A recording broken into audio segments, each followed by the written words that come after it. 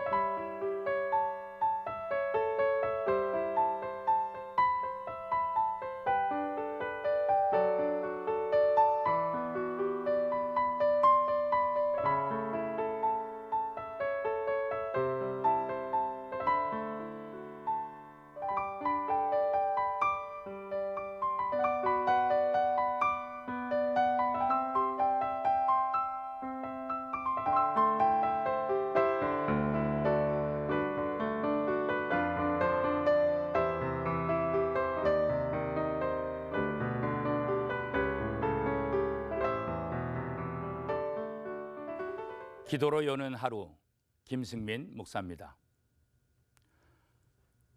사람들을 많이 사귀다 보면 공통적인 특징이 있습니다. 바쁜 사람은 굉장히 바쁘다는 거죠, 계속해서. 그리고 한 가지 일을 잘하는 사람은 여러 가지 일도 잘하는 것을 볼 수 있습니다. 제가 어렸을 때 같이 공부했던 친구들을 가만히 생각해 보면 그때는 좀 그렇지는 않았어요. 공부 잘하는 친구들은 운동을 잘 못했어요.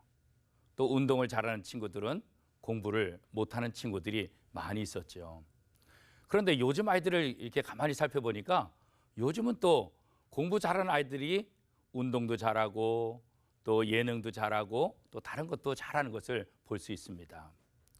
그런데 이런 것들은 교회에서도 마찬가지 같습니다. 신앙생활을 잘하는 사람들은 한 가지 부분에서만 잘하는 것이 아니라 여러 가지 부분에서 잘하는 것을 볼 수 있습니다. 봉사도 잘하고 예배 출석도 잘하고 또 남을 섬기는 일도 또 잘하고, 하여튼 여러 가지 교회에서 필요한 부분에 있어서 많은 영향력들을 발휘하고 있는 것을 볼 수가 있습니다. 어떻게 보면 어느 때는 좀 안쓰러운 생각이 들어요.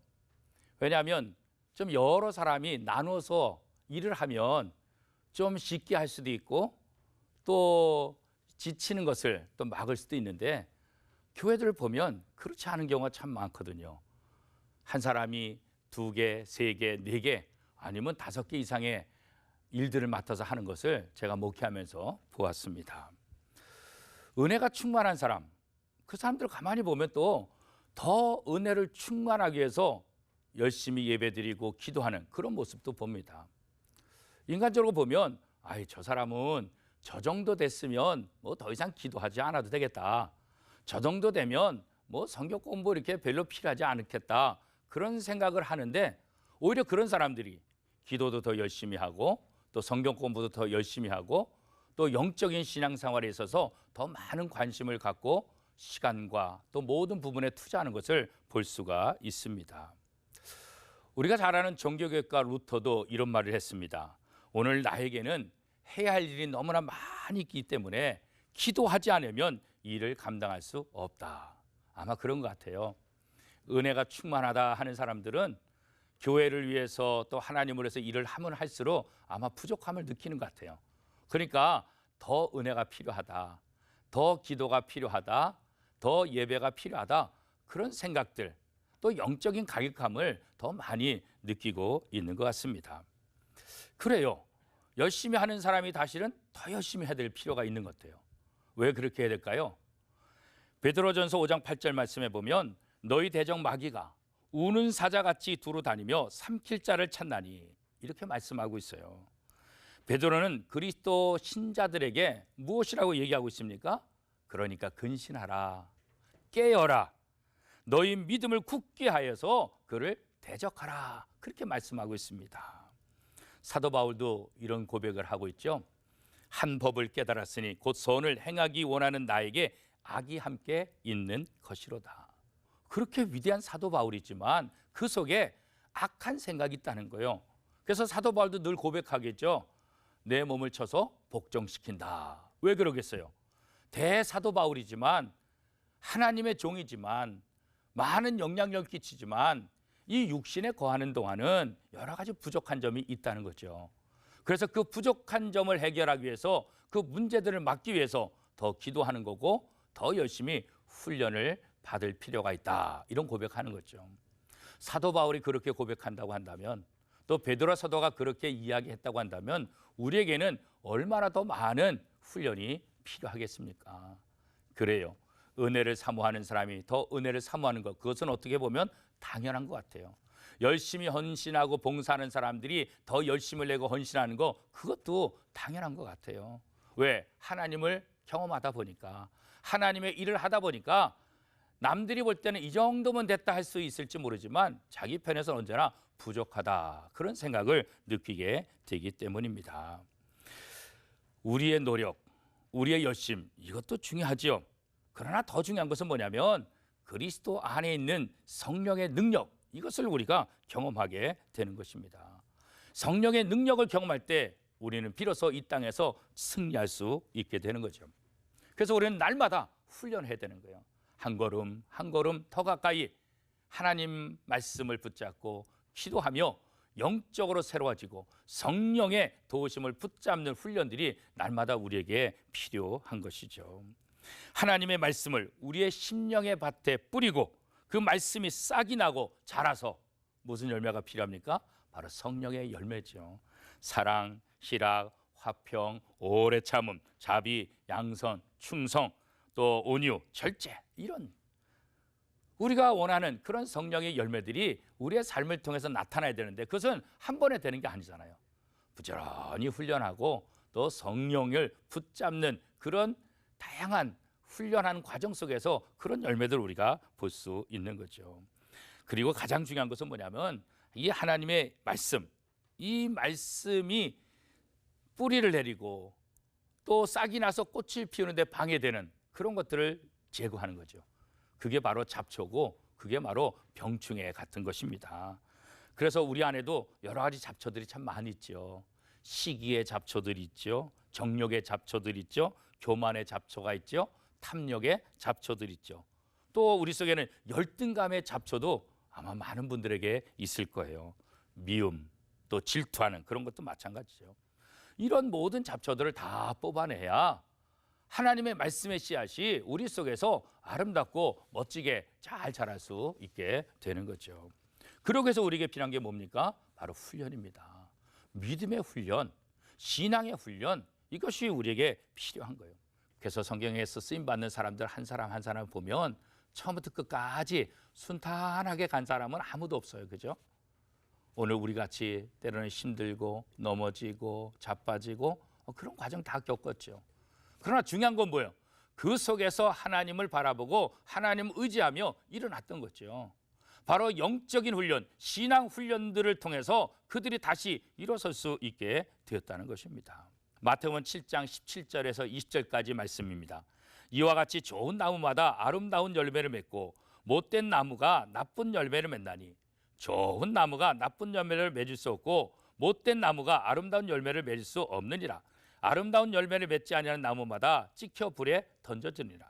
그러므로 그들의 열매로 그들을 알리라. 이렇게 말씀하고 있죠. 열매 맺는 좋은 나무란 어떤 나무일까요? 비싼 나무일까요? 아니면 큰 나무일까요? 아니죠. 요한복음 15장 5절 말씀에 보면 나는 포도나무요 너희는 가지라. 그가 내 안에 내가 그 안에 거하면 사람들이 열매를 많이 맺나니 나를 떠나서는 너희가 아무것도 할 수 없음이라. 그렇습니다. 좋은 나무는 예수님께 붙어있는 나무입니다. 이것이 기본입니다. 좋은 나무가 되면 어떤 결과를 얻는다고 성경은 말하고 있습니까? 시편 1편 3절 말씀에 보면 그는 시냇가에 심은 나무가 철을 따라 열매를 맺으며 그 잎사귀가 마르지 아니함 같으니 그가 하는 모든 일이 다 형통하리로다. 아멘. 그렇습니다. 사랑하는 성도 여러분, 여러분이 먼저 좋은 밭에 좋은 나무가 될 수 있기를 바랍니다. 어떻게 좋은 나무가 될 수 있다고요? 아주 간단합니다. 좋은 나무와 접붙임을 받으면 되는 것입니다. 어떤 좋은 나무요? 바로 예수 그리스도입니다. 우리가 예수 그리스도를 만나면 우리는 좋은 나무로 다시 태어나게 되는 것입니다. 그래서 고린도후서 5장 17절 말씀 이렇게 말씀하고 있죠. 그런즉 누구든지 그리스도 안에 있으면 새로운 피조물이라. 이전 것은 지나갔으니 보라 새 것이 되었도다. 그렇습니다. 예수 그리스도 안에 들어갈 때 우리는 완전히 새로운 존재가 되는 것입니다. 신앙생활은 다른 거 아니에요. 이 새로움을 유지하는 거예요. 이 새로움을 유지하려니까 뭐가 필요한 거예요? 훈련이 필요한 거죠.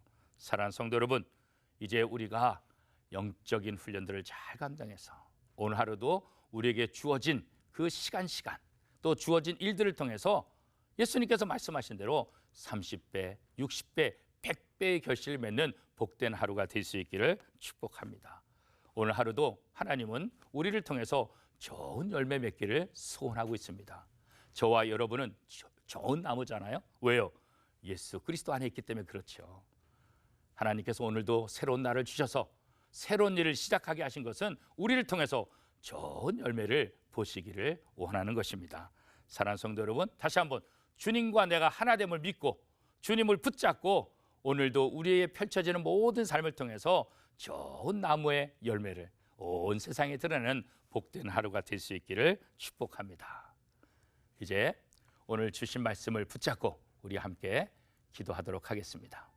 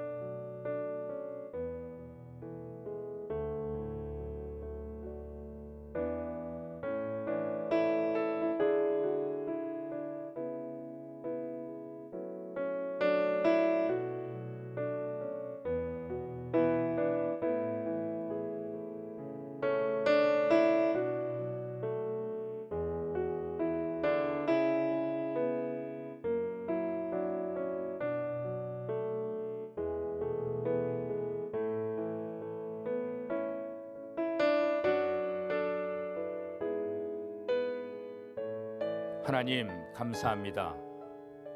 참으로 부족하고 연약한데 우리에게 하나님의 아들 예수 그리스도를 보내주시고 성령의 인도를 받게 하셔서 못된 나무였던 우리로 하여금 좋은 나무, 하나님이 기뻐하시는 열매를 맺을 수 있는 나무로 변화시켜 주신 것 감사합니다.